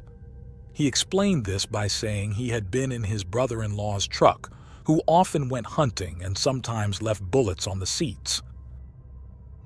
Regarding the tracking dogs, the defense stated that 2 of them had yielded negative results, with only 1 dog indicating a positive result, and there were no witnesses to corroborate this. They also argued that a person's scent could linger at a scene for up to a month. Victor claimed the entire trial was rigged, suggesting that in Santa Cruz, anyone could be convicted just to satisfy the victim's family's demands. While in prison, Victor took up carpentry, stating that Johanna's death had transformed him, leading him to abandon his partying and drinking habits. Meanwhile, Edith had moved in with Claudia, Victor's sister, possibly due to estrangement from her own family when she decided to reconcile with the man convicted of her twins' murder. Together, they sold chairs, stools, tables, magazine racks, portraits, and paintings that Victor made in prison. With the proceeds, he bought a pair of rings. During a prison visit, Victor proposed to Edith, and she accepted. As expected, Edith's engagement to the man imprisoned for killing her sister was devastating news for the twins' parents, who could not comprehend what was happening. For them, Victor had murdered one daughter and was destroying the other. At that point, Marcelina declared that it was as if Edith had also died. Since moving in with her sister-in-law, Edith had barely seen her family. She believed they had brainwashed her daughter and that Claudia never left her alone for a second. When the engagement was announced, Edith's family filed a legal injunction to try to prevent the marriage, claiming that the 23-year-old was mentally unstable and fearing for her safety. The wedding was originally scheduled for December 5, 2012, when Victor had only served about 6 months of his sentence. However, the injunction delayed the ceremony. Despite this, Edith showed no signs of psychological or mental dysfunction that would prevent her from getting married. On February 14, 2013, Victor and Edith tied the knot amid widespread disapproval. Their story, a woman marrying the man accused of murdering her twin sister, grabbed headlines worldwide. An Argentine journalist known for his bold reporting style won the exclusive coverage with a bid of $1,500. Journalists from countries like Germany and the USA flocked to their small town, and big media outlets like the BBC and Daily Mail covered the story. Edith even got offers from Playboy magazine and was invited to join Argentina's top TV show, Dancing for a Dream, but she turned them all down. On their wedding day, just before noon, the couple headed to the civil registry office in Pico Truncado, heavily guarded due to the controversy. Chaos broke out when Victor, still incarcerated, arrived in a prison transport. The crowd became unruly, throwing punches, stones, eggs, and tomatoes, and shouting insults. The vehicle and the registry's doors were damaged, making the wedding front-page news. Despite the chaos, Edith and Victor declared their love and plans to start a family. Yet, the legal battle over Johanna Casas's murder was far from over. On June 4, 2013, the trial began for Marcos Diaz, who had been held at the Pico Truncado police station. Charged initially as an accessory, Marcos was described in court documents as violent and controlling, known for harassing his girlfriends and often involved in armed fights. His unexplained trip the day after Johanna's murder was seen as an escape attempt, and he stopped texting Johanna right after her supposed time of death, suggesting he knew she was gone. This contrasted sharply with his frequent texts to her the day before. DNA from a cigarette butt and a music CD linked to Marcos found near Johanna's body were key pieces of evidence against him. During the trial, Edith, supporting Victor, tearfully accused Marcos of killing her sister. Valentin, the twins' father, also testified, recalling the last time he saw Johanna with Marcos and describing Marcos as a dangerous man involved in cult-like activities, often seen causing trouble at the cemetery. Marcelina, for her part, described the accused as obsessive over her daughter. He never let her be alone, not even to attend family parties. However, the proceedings took an unexpected turn when prosecutor expanded the accusations. He posited that Marcos was the actual perpetrator of Johanna's murder and the only one present at the scene when her life was taken. As a result, on July 2, 2013, the court sentenced Marcos Diaz to 12 years in prison for the homicide of Johanna. At this point, two individuals were convicted for the same crime, each found guilty by different courts. Following the verdict, Marcos expressed dissatisfaction with the sentence, reasserted his innocence, and claimed he was convicted because there was no one else to investigate. On the other hand, Edith expressed relief and happiness that justice had finally been served. Meanwhile, the twins' mother chose not to speak to the media, while their father expressed his disagreement with the ruling. Victor's lawyer announced plans to seek his immediate release, asserting that they had always maintained his innocence. If the evidence indeed confirmed that Marcos was the only one at the crime scene, his client would be released immediately. Ultimately, on December 5, 2013, the Higher Court of Justice announced the release of Victor due to insufficient evidence to convict him. After his release, Victor sought compensation from the state, requesting $75,000 for his wrongful imprisonment. However, he received no payment. Over time, Marcelina began to reassess her view of the events and ultimately accepted that Victor had not been involved in Johanna's murder. Although the marriage between Edith and Victor lasted several years, by 2021 it was known that they had separated. She was living with a new partner and was expecting her first child, while he had rebuilt his life with another woman. After more than 2 decades of tangled romantic relationships, a brutal crime, and a couple of equally controversial trials, the case of Johanna Casas seemed to have finally reached a conclusion. Nevertheless, to this day, there are still those who debate the facts and continue to question whether Victor was truly innocent of the events of July 16, 2010, or if he managed to escape unpunished from one of Argentina's most sensational crimes. Thanks for tuning in to Unreal True Crime. If you're intrigued by mysteries from around the world, check out our new channel, Latin Crimes, where we dive into the gripping true crime stories of Latin America. Don't miss out. Subscribe now for more thrilling investigations.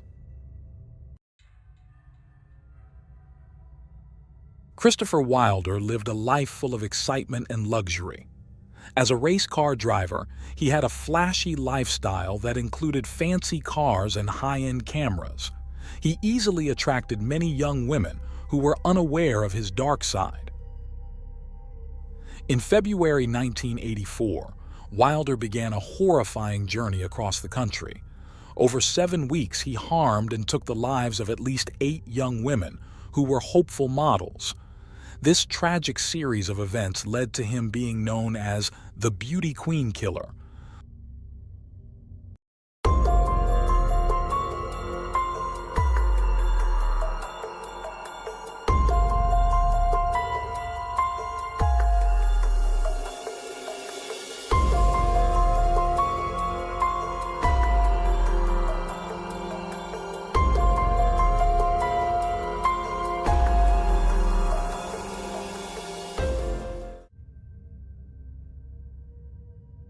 Christopher Wilder was born on March 13, 1945, in Sydney, Australia. He was the oldest of 4 sons to an American father, Coley Chapman Wilder, a naval officer, and an Australian mother, June Wilder. His life began with a dramatic twist. During his birth, he turned in such a way that his neck got tangled in the umbilical cord. He was stuck and began to suffocate, with his heartbeat becoming barely noticeable. Any attempt to pull him out only made the situation worse. At that time, cesarean sections weren't commonly performed. Seeing their efforts failing, the doctors decided to call the hospital priest to administer the last rites. Miraculously, as they prayed for him, his vital signs completely stabilized. This early brush with death left his parents deeply traumatized, leading them to be extremely overprotective. Despite their vigilant care, it wasn't long before another frightening incident occurred. One summer afternoon, while the family was enjoying their pool, 2-year-old Christopher dove into the water right under his Uncle John's watchful eye. He was underwater just long enough to lose consciousness. Fortunately, his father, skilled in emergency response, quickly applied resuscitation techniques. After a few tense minutes, Christopher was revived. The incident led to many health problems for Christopher during his early years, including seizures. This also affected him psychologically, making him feel fragile compared to other kids. From a young age, Christopher's father instilled military discipline in him, with his mother's full blessing. To Christopher, his dad was everything, and his greatest wish was to grow up to be strong like him, leaving behind the frail and sickly image that marked his childhood. Christopher's teenage years were stable. He enjoyed a privileged life, was educated in top schools, and had a family that was always ready to do everything for him. However, this wasn't enough to satisfy him. Puberty increased his desire to be a powerful person. He longed to influence and dominate others, so his behavior became rebellious. In the evenings, he would sneak out of his house with the intention of lurking around. When he spotted girls walking by themselves, he would quietly follow them to their homes and then watch them through the windows as they changed clothes. Satisfying her sexual appetite was her only desire. The proximity of his home to the sea made the beach his favorite place to spend his afternoons. Like any Australian boy, surfing became one of his favorite pastimes, and it made him gain muscle. No longer an insecure boy, the transformation allowed him to become confident and attractive to young girls, but not because he wanted to date them. His intentions were darker. In the summer of 1963, a few months before his 17th birthday, he and his friends were enjoying another afternoon of surfing and beers when they decided to walk the beach in search of girls. They spotted a 13-year-old girl sunbathing. They offered her a few drinks, and Christopher began making advances towards her. She felt uneasy and tried to leave, but he grabbed her arm, led her behind a dune, and abused her while his friends watched without intervening. He left her there and walked away as if nothing had happened. The girl reported the incident, and Christopher, a known figure in the area, was soon arrested. He pleaded guilty, but his parents interceded on his behalf, claiming that he was a bright young man with a promising future that would be ruined in prison. The court took these arguments into consideration and granted him probation with a series of precautionary measures. One of the steps taken was for him to undergo psychiatric treatment involving electroconvulsive therapy. This involved administering short bursts of electric shocks to the brain, with intensities varying from 75 to 470 volts. The purpose was to treat what was described as a damaged mind. In truth, his condition didn't improve. Instead, his disturbing fantasies only grew. Around the same time, Christopher became fixated on a book called The Collector by John Fowles. The story follows a solitary entomologist who collects butterflies and becomes obsessed with a beautiful art student. This chilling narrative appeared to inspire him deeply. The therapist who treated him during this time knew he was fascinated by this book, which he had nearly memorized. For him, it represented the ultimate fantasy of having complete power over another person. On a warm day in January 1965, two 15-year-old girls, Mary Ann Schmidt and Christine Sherrick, went with their younger siblings to Wanda Beach, an ideal spot for surfing. That afternoon, the wind was too strong for a peaceful stroll, so the group decided to take shelter in the dunes. Mary Ann told her younger siblings that she and Christine would go fetch their backpacks from the rocky area at the south end of the beach, and then they'd return to head home together. Hours passed and the girls never showed up. The next morning, their lifeless bodies were discovered in the sand. Christine had been stabbed 14 times, and Mary Ann's throat was deeply slashed. Their undergarments were completely torn, a clear indication of an attempted rape. The brutality of the crime shocked Sydney and became front-page news in both local and international media. Over 7,000 people were investigated, and Christopher was a key suspect since his physical description and psychological profile matched that of the perpetrator. Despite these coincidences, there was no evidence to charge him, and his DNA did not match the sample the police had from the assailant. By early 1967, it seemed like the turmoil in Christopher's life was behind him. While out for a walk in Sydney's Palm Beach, he met Christine Paluk. They connected instantly and quickly became friends. Their bond deepened, blossoming into a romantic relationship. He loved taking her to the best surfing spots and driving around the city together. To fully win her heart, he often asked Christine to also invite her younger sister, who was 15. After a month of dating, Christine began to feel uneasy, especially because he often looked at her younger sister in a peculiar way. Alarm bells rang when what seemed like a latent violent streak became glaringly apparent during a dinner at his parents' house. That day, without any apparent reason, Christopher suddenly became enraged and punched out a dining room window. Despite this disturbing event, their love overcame the turmoil, and the couple got married after a year.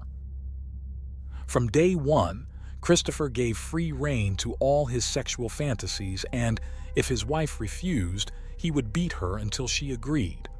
More than sexual intercourse, those intimate encounters were rape. The hell was short.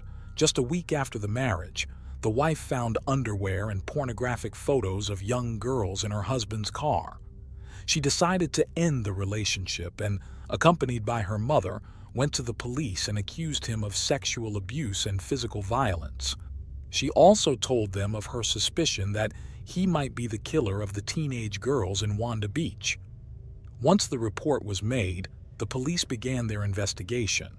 Christopher knew he was under scrutiny and could be arrested at any moment, but as usual, luck was on his side.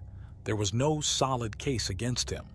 However, the warning prompted him to distance himself from the situation, and with his father's help, he emigrated to the United States. By early 1969, he had settled in Boynton Beach, Florida. He adapted easily and found his calling as an electrical contractor and construction engineer. The real estate boom at the time quickly made him a lot of money, and he became even wealthier when he ventured into the real estate business. With his newfound wealth, Christopher bought a luxurious bachelor pad. He had two public passions: photography and competing in amateur car races.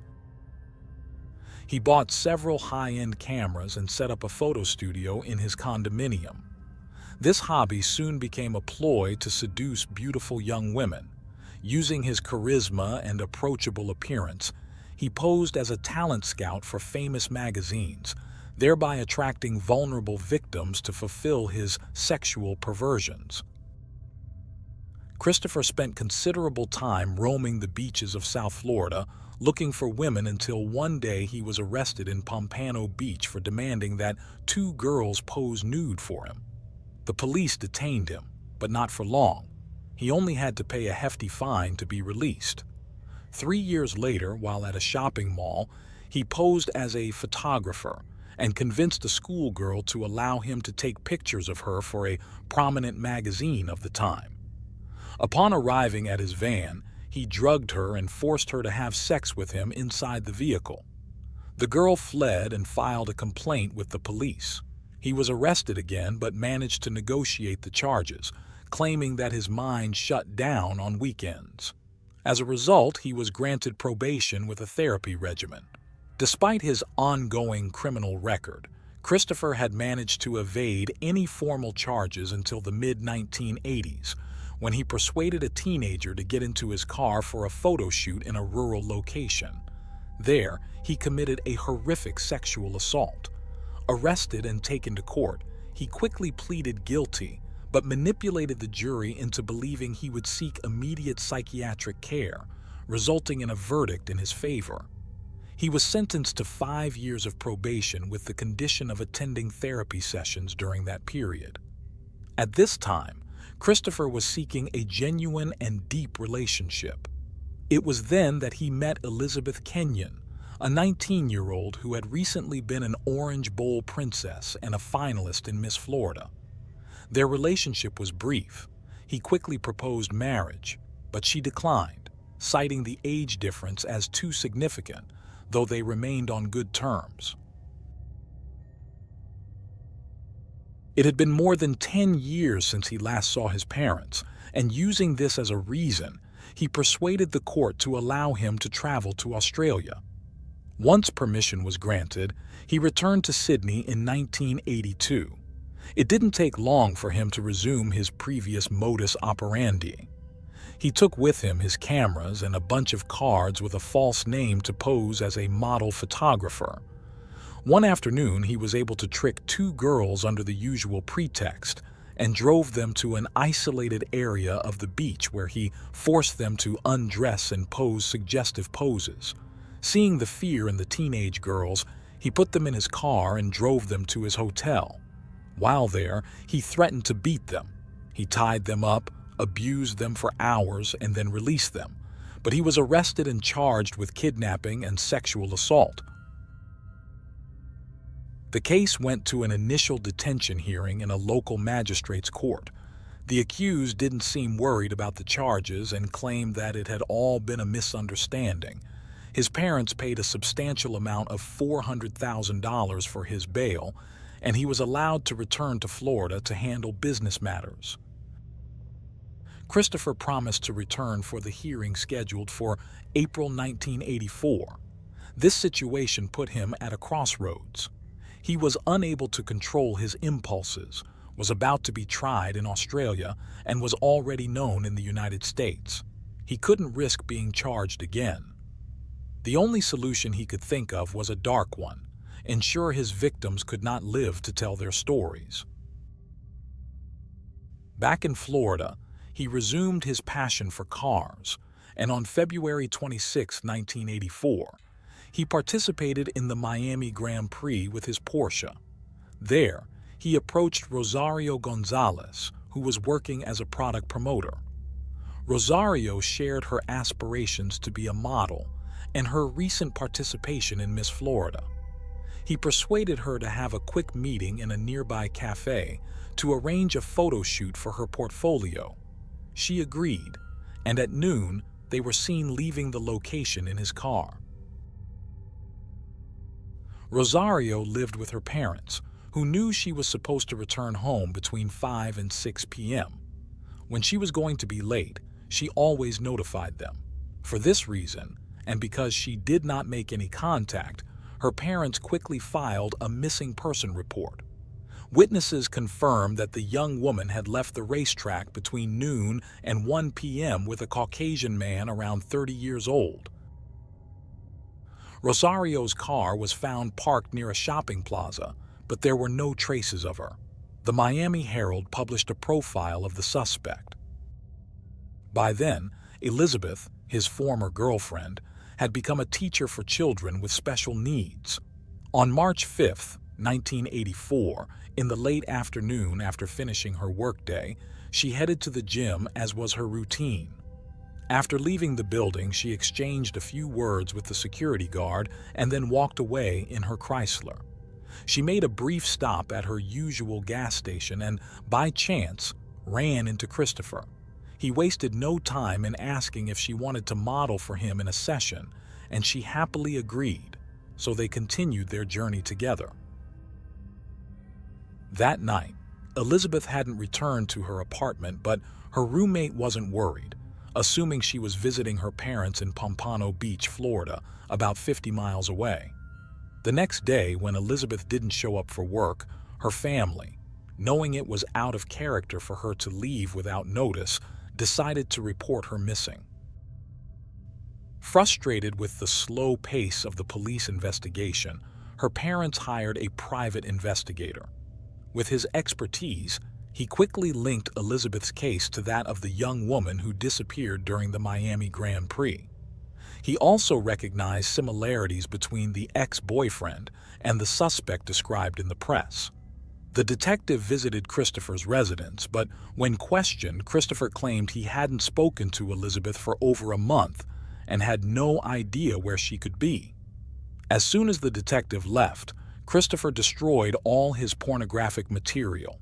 He then packed his belongings, including his cameras, withdrew $50,000 from his bank accounts, started his car, and headed north towards Georgia, resigned to the fact that his capture was imminent.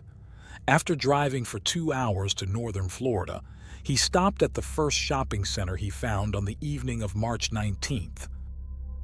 With camera in hand and his fake business cards, he approached a 21-year-old woman named Teresa Ann Ferguson, who was shopping.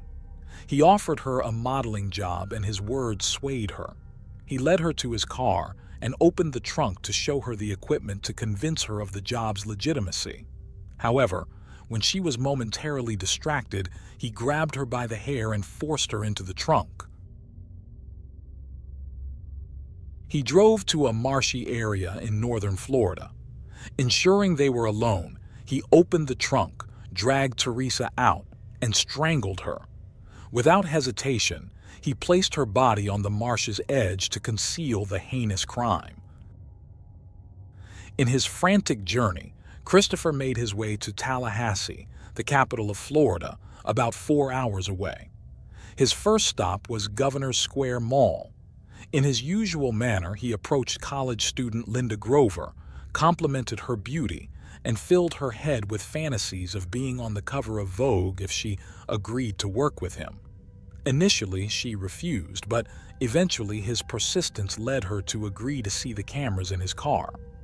When he opened the trunk, he pulled out a blanket, restrained her with it, and forced her into the car. He fled the scene, crossing into Bainbridge, Georgia. There, he dragged Linda to a cheap motel where he raped her and subjected her to various tortures. After 2 hours of this nightmare, while he slept, Linda managed to sneak to the bathroom and started screaming. He grabbed all her belongings and escaped. Linda was rescued and identified her attacker from photographs shown by the police. Meanwhile, Christopher fled the state. He drove all night, covering a 9-hour journey to Beaumont, Texas, where he took a break in the parking lot of Lamar University. There, he noticed a nursing student named Terry Walden. Despite deploying his usual charm, she flatly rejected him. On March 23rd, he returned to the mall and was again met with rejections, leaving him deeply frustrated and considering leaving empty-handed. However, he then saw Terry again. Thinking she might have changed her mind, he approached and insisted once more, but her response was the same as before. Enraged by her rejection, he followed her unnoticed to the parking lot. As she opened the door of her car, he suddenly appeared and pushed her inside. Driven by his anger, he took her to a secluded spot where he stabbed her 43 times in the chest, then dumped her body in a nearby canal. He fled in her car.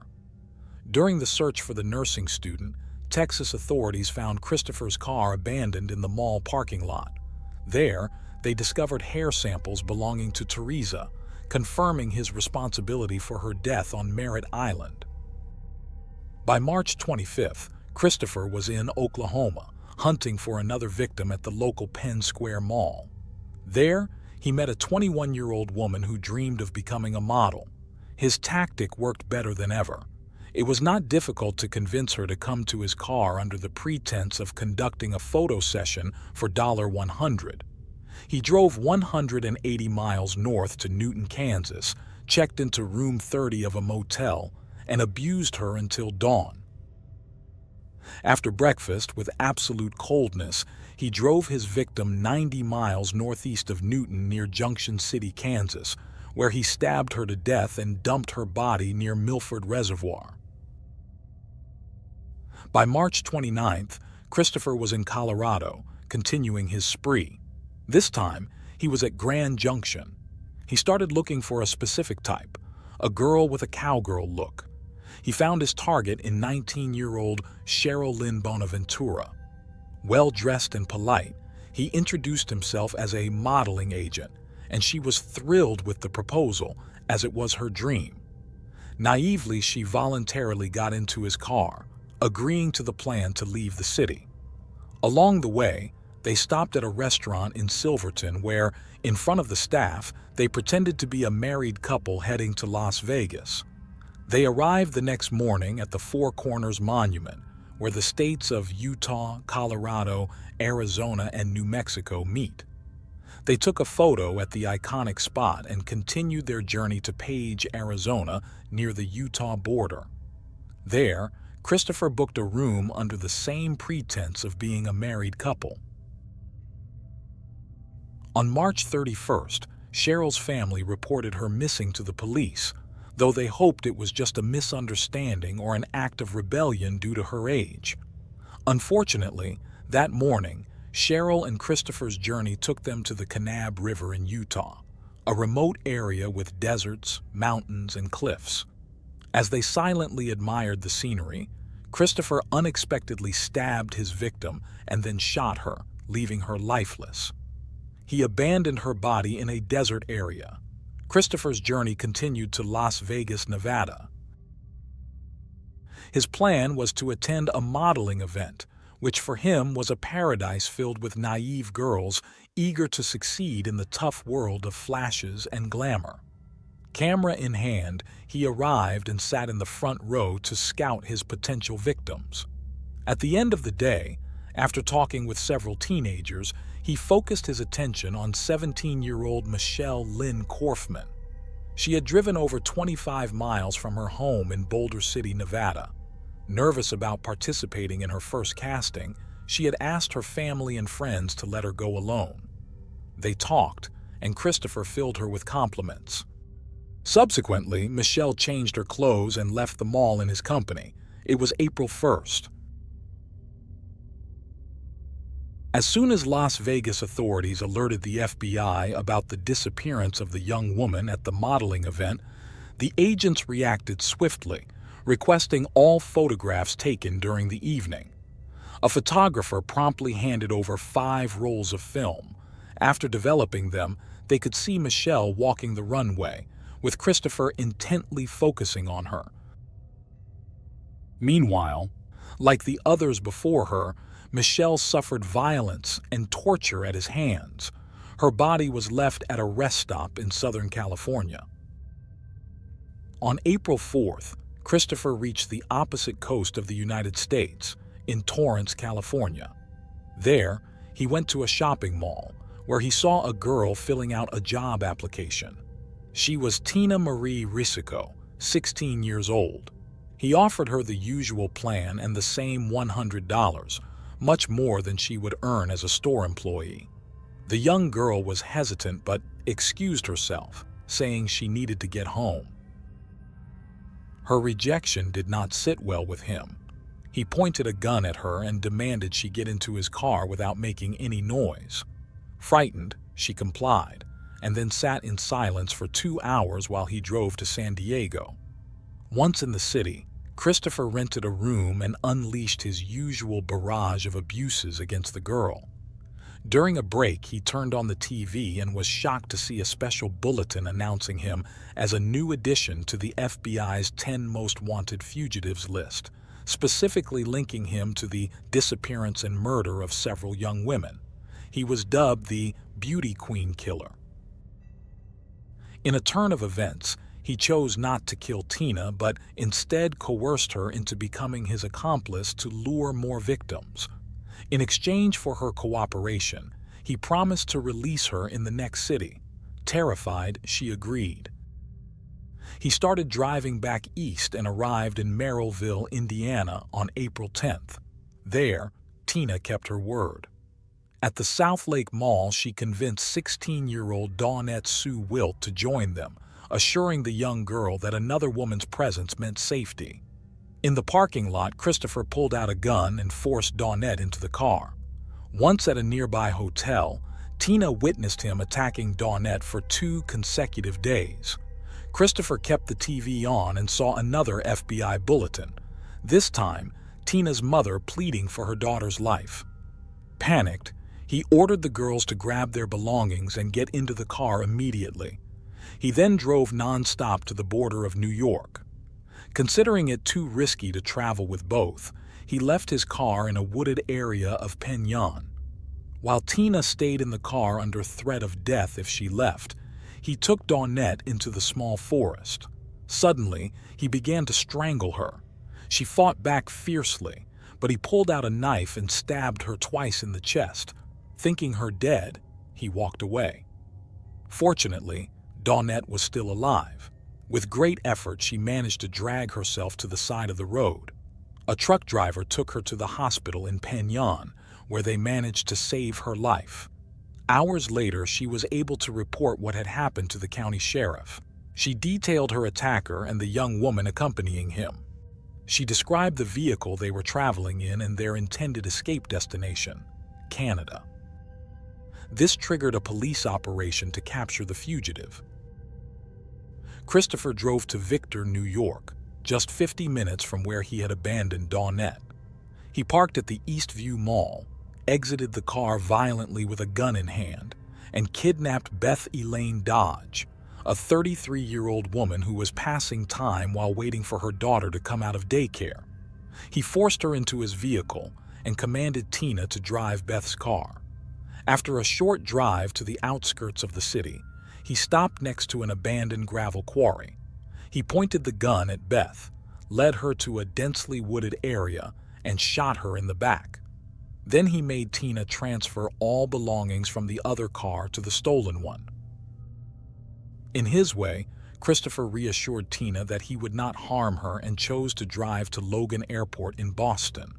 There, he bought her a ticket back to California and set her free.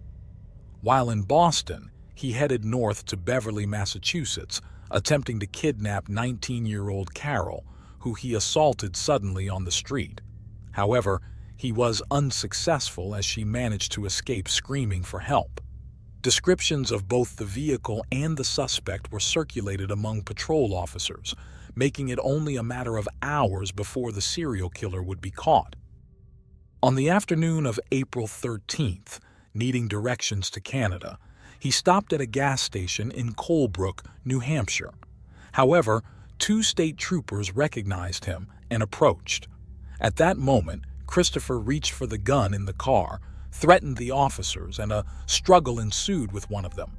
Suddenly, the revolver went off twice. One bullet seriously injured the officer, while the other struck the killer directly in the heart. Christopher died instantly. Throughout his spree across the United States, he kidnapped, tortured, raped, and murdered 8 young women, but it is believed there were more victims. Christopher Wilder was cremated in Florida, leaving behind a personal fortune of over $7 million. In June 1986, a court-appointed arbitrator ruled that this money should be divided among the families of his victims. There were numerous missed opportunities to stop Christopher's spree of violence, which escalated into serial killings. However, his parents helped him evade punishment. Jurors were swayed by his false promises of seeking psychiatric help, and the victims were left at the mercy of his twisted mind and horrific fantasies. And that concludes today's Unreal True Crime. Remember to subscribe and hit like to let me know you appreciate my work. Until next time.